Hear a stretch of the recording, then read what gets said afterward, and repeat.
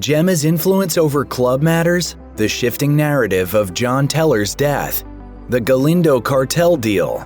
Keep watching as we get into some of the most questionable things from Sons of Anarchy that we just let slide.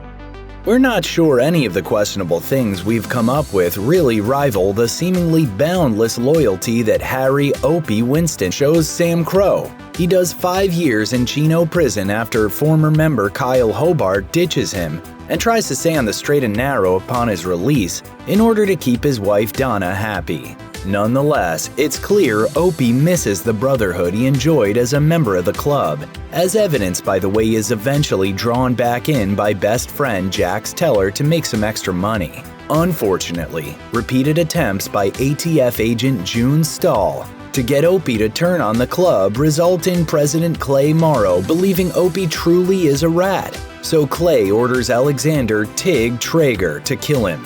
As fans know, Tig mistakenly kills Donna instead. Opie, of course, is at first unaware his own club is responsible for his wife's death. Eventually, Tig confesses out of guilt, at which point Opie gives him a savage beating. He still stays with the club nonetheless, seeing Stahl as the real villain.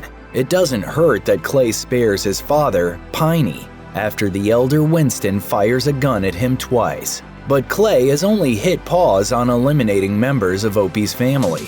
He kills Piney in Season 4 over letters Jax's father wrote, which indicate his seeming awareness that Clay and Jax's mother, Gemma Teller, are going to kill him. Opie shoots Clay twice, but is still unable to operate alongside him and Tig up until he finally gives his own life for the club in prison in Season 5. Jax Teller is ostensibly all about family. First, his devotion to his brothers and Sam Crow is rivaled only by Opie's. Jax fights to maintain custody of his son Abel from his drug-addicted ex-wife Wendy. Please don't hate me. You need to get help, Wendy. I know, I will, I promise. This time, I promise. He drags the entire Sam Crow crew to Ireland in Season 3 to track Abel down after he's kidnapped by true IRA bad guy Cameron Hayes. Jax actually considers leaving Sam Crow to get his wife Tara and their 2 sons away from the outlaw life. And of course, he sacrifices himself in the series finale so that Sam Crow can remain operational, given the mayhem vote against him. But in his travels to the old sod, Jax learns he has a half-sister Trinity, a product of an affair between his father John Teller and Maureen Ashby, a fact of which he learns just in the nick of time before the two got too cozy with each other. Obviously, they're both pretty embarrassed to have almost hooked up with a blood relative, and maybe that awkwardness is the reason we never hear from Trinity and Maureen again, despite Jax being more focused on family than the entire Fast and Furious saga. His long-lost sibling remains a Season 3 ghost and doesn't surface again for the remaining 4 seasons of Sons of Anarchy. The awkwardness of their introduction notwithstanding, it doesn't make sense that we never hear from the Ashbys again. We're thinking maybe Jax Teller needs a dictionary. Could someone turn him to the page that defines the word legitimate? We're all about him taking Sam Crow away from drugs and guns and the respective precarious relationships with cartels and the Irish Republican Army that those dealings represent. But getting into the companion business is no less illegal. Look, we get that Nero Padilla is a charming guy, and if we had to pick a fictional character of shady repute with whom our outlaw mother would hook up, it would be him. We could debate the respective moralities of the sons being smugglers against working in the sex trade, but at the end of the day, there's simply no getting around the simple fact that they're both against the law. Trying to take the club legit by leaving drugs and guns in favor of escorts is like trying to lose weight by simply switching from full-calorie Coke to full-calorie Pepsi. It's just not going to work. Of course, all of that being said, it's also true that Jax's first attempt to get the club to go legit would have worked if Clay hadn't torpedoed it. Putting Sam Crow in the adult film business in Season 2 with Luann Delaney's film studio Cara Cara was at least a legitimate business venture operating within the law. Of course, Kara also provided a source of relationship drama between Jax and future wife Tara Knowles, but it's also where Opie met his second wife, Lila.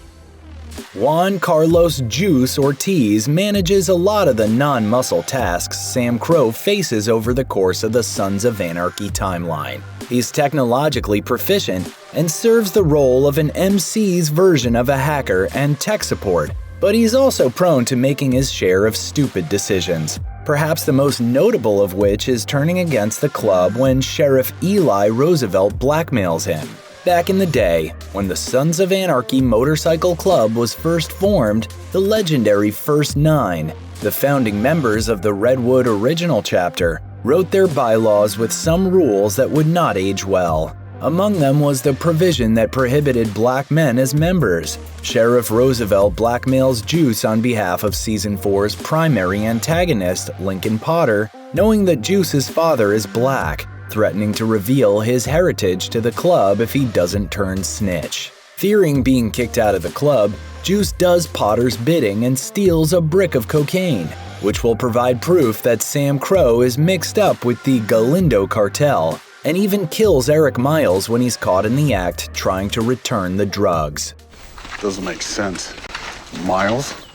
The inanity we ignore is that Juice would rather risk getting caught out as a rat, for which he'd almost certainly be killed, than potentially get kicked out of the club over an outdated rule that it's possible no one in the modern club would even care about.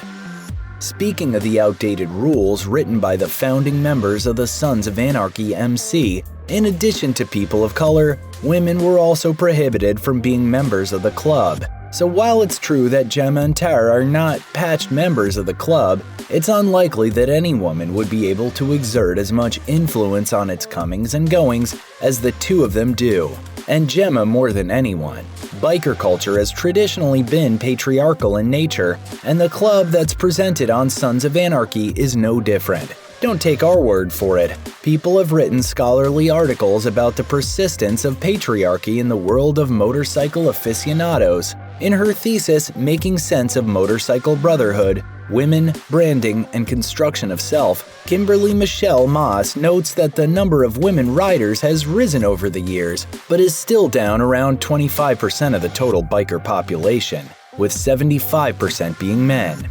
She concludes, no matter the experience used to define or support patriarchy in motorcycles, the data shows that it still does exist. Quora user George Paxalt addressed Gemma's role in the club after laying out an impressive list of his MC credentials. He wrote, Gemma's position in the club ain't gonna happen, ever. She'd have been taken out back and corrected halfway through the first episode in the real world. Women do not have any decision-making positions in a real MC, period.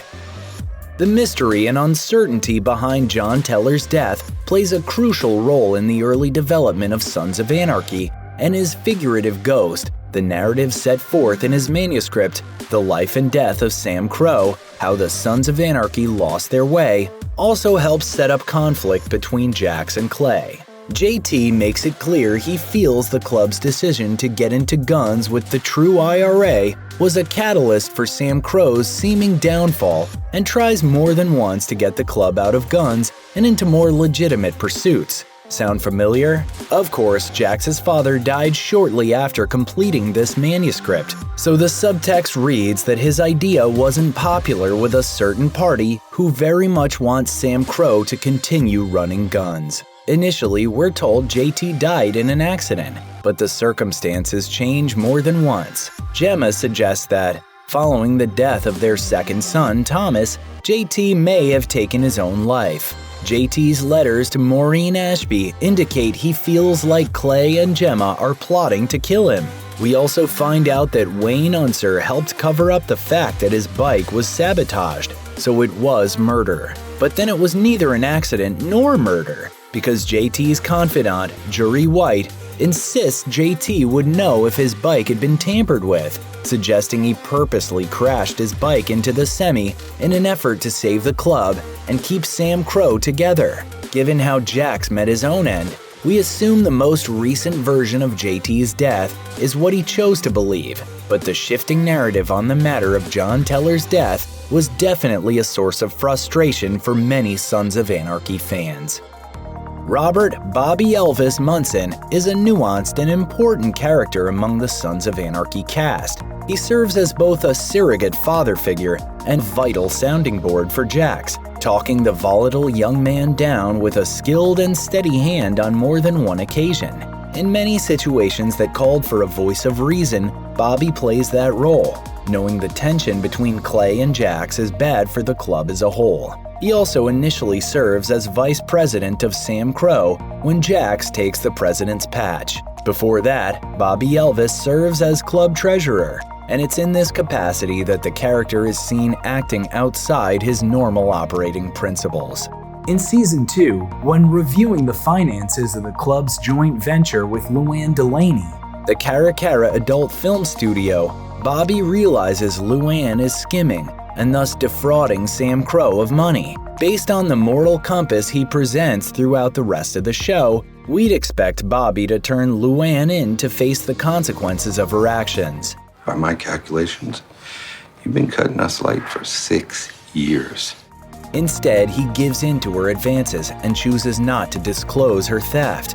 It's a decision that doesn't make sense, given Bobby's tendency to do what's best for the club. Luann is Otto Delaney's old lady. Despite the fact that the prison clause, we're still not sure if that's actually a thing in real-life MC culture, but we hope not, allows other members to have relations with an old lady while her man is in prison.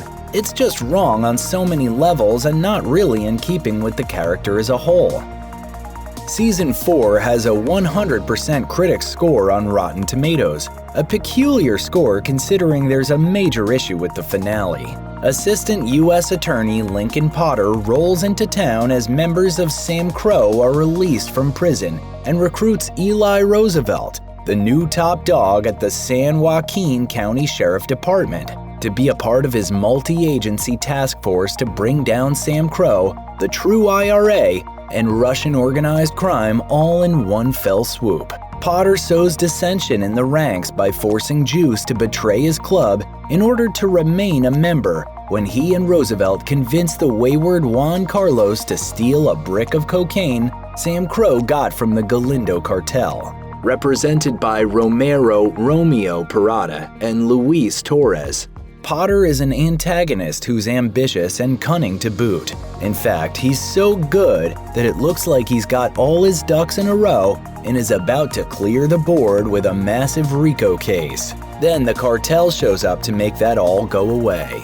See, Parada and Torres are actually members of the CIA working on a black book operation, and the American government is backing the Galindo cartel in the hopes of putting other cartels out of business and eliminating the violence between the warring factions amid other political reasons. It doesn't matter that Potter succeeded where others had failed, because this Deus Ex Machina ending essentially undid the entire season's worth of drama. Check out one of our newest videos right here. Plus, even more Looper videos about your favorite shows are coming soon. Subscribe to our YouTube channel and hit the bell so you don't miss a single one.